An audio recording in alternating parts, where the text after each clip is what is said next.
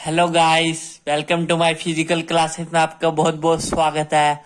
आज हम आपको खेलों में आक्रामकता के बारे में बताएंगे। पहले, खेलों में आक्रामकता का अर्थ। आक्रामकता को ऐसे हानिकारक व्यवहार के रूप में परिभाषित किया जा सकता है जिससे सामाजिक परंपराओं का उल्लंघन होता है और जिससे दूसरे व्यक्ति या वस्तु को जानबूझकर हानि या चोट पहुंचाने की भावना शामिल होती है।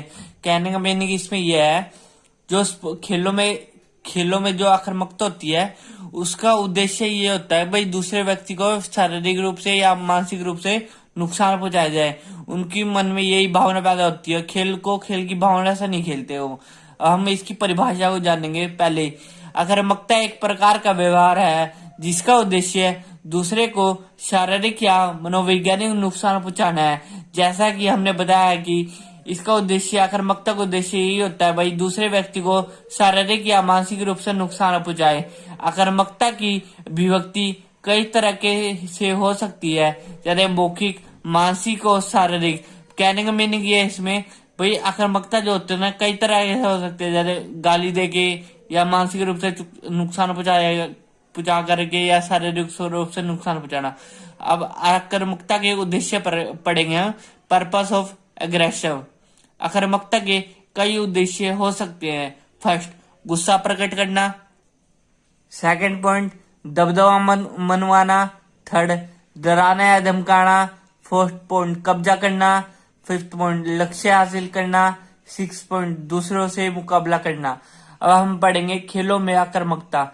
एग्रेशन इन स्पोर्ट्स, हानिकारक व्यवहार जिसका खेल के प्रतिस्पर्धा लक्ष्य से कोई भी संबंध नहीं है, इसलिए जहां अनियंत्रित आक्रामकता खेल नियम के दायरे से बाहर है, वही अत्यंत प्रतिस्पर्धा व्यवहार खेल नियमों के दायरे में आता है।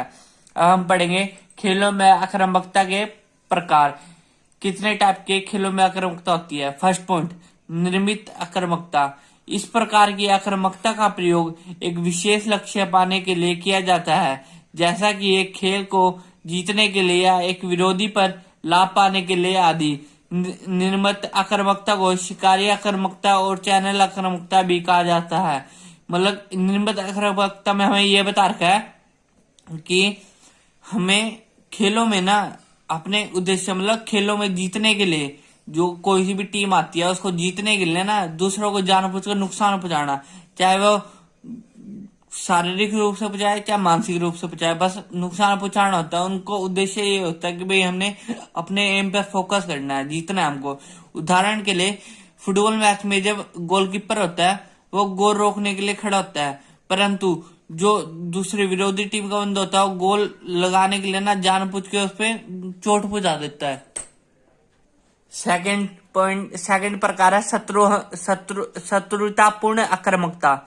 इसका तात्पर्य हिंसक और क्रोधी व्यवहार से है, जहां दूसरे व्यक्ति को नुकसान का इरादा और प्राथमिक लक्ष्य है। इसका अर्थ किसी अन्य को शारीरिक या मनोवैज्ञानिक रूप से नुकसान पहुंचाना होता है। इसका मुख्य उद्देश्य अवैध तरीकों का उपयोग करके अपने विरोधी को चोट दर्द पहुंचाना है। मतलब शत्रुतापूर्ण आक्रामकता में यह बता रखा है दूसरे व्यक्ति को जानबूझ के चोट पहुंचानी है, चाहे दर्द हो चाहे कुछ हो जाए, बस उसको नुकसान पहुंचा। उदाहरण के लिए खेलों में शत्रुतापूर्ण आक्रामकता के उदाहरण है एक विरोधी को जानबूझकर चोट पहुंचाना या एक विरोधी को गंदी भाषा या गलत इशारों का प्रयोग करना। थर्ड, मुखर या सशक्त व्यवहार। मुखर व्यवहार को आमतौर पर अभिव्यक्ति के सकारात्मक रूप से देखा जाता है, जबकि आक्रामकता अभिव्यक्ति का एक नकारात्मक रूप है। जब क्रिकेट मैच होता है तो खिलाड़ी दूसरे खिलाड़ी को मौखिक रूप से गलत शब्द का प्रयोग करता है। यह इसका उदाहरण। कहने का मीनिंग है इसमें जो है ना मुंह के द्वारा गलत अपशब्द बोले जाते हैं खिलाड़ी को, खासकर ये क्रिकेट हो गया, टीम का मुंह में देखा जाता है। अब हम पढ़ेंगे स्थितिजन्य कारकों के चलते आक्रामकता। फर्स्ट पॉइंट, तापमान। अधिक तापमान के चलते आक्रामकता खिलाड़ी अधिक आक्रामक हो जाते हैं। सेकंड पॉइंट, खेलों की स्थिति। जब अंकों के बीच भारी अंतर हो तो अधिक आक्रामकता देखने को मिलती है। जब अंकों के बीच का अंतर कम होता है तो आक्रामकता कम होती है। आपने जैसे टीम गेम में देखा होगा, जब स्कोर मान लो बहुत ज्यादा गैप आ रहा है स्कोर में, तो एकदम से दूसरी टीम जिसका स्कोर कम है वो ज्यादा ही ना एकदम से गुस्सा होने लग जाती है। जब उनके बीच में अंतर कम आता है तो वो क्या बोलते, इतना गुस्सा अग्रेसिव नहीं होता उनके अंदर। थर्ड पॉइंट, परिचय होने के चलते विरोध, क्योंकि बार बार खेलते खेलते खिलाड़ी एक दूसरे को जानने लगता है, इसलिए विरोध भी बढ़ सकता है और इनके चलते आक्रामकता बार बार देखने को मिलती है। अब हम पढ़ेंगे आक्रामकता प्रबंधन, अग्रेसिव मैनेजमेंट।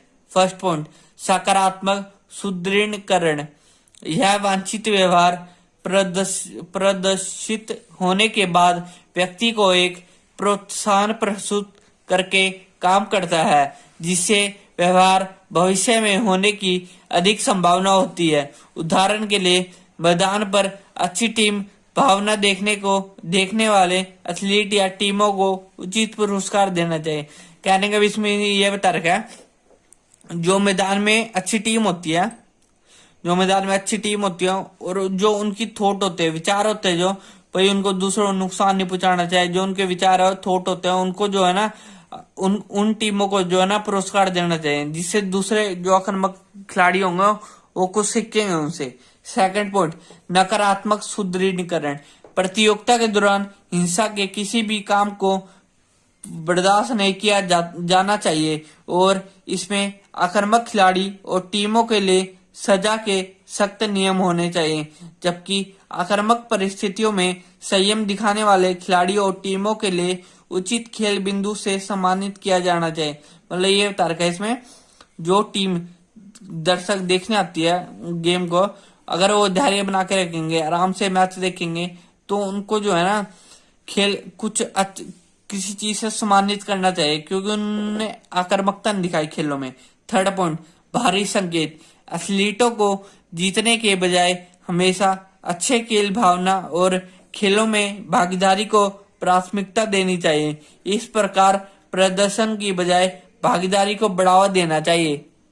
बच्चों, जो आज हमने अध्ययन करा है उसको नोट कर लेना। Thank you for watching my video.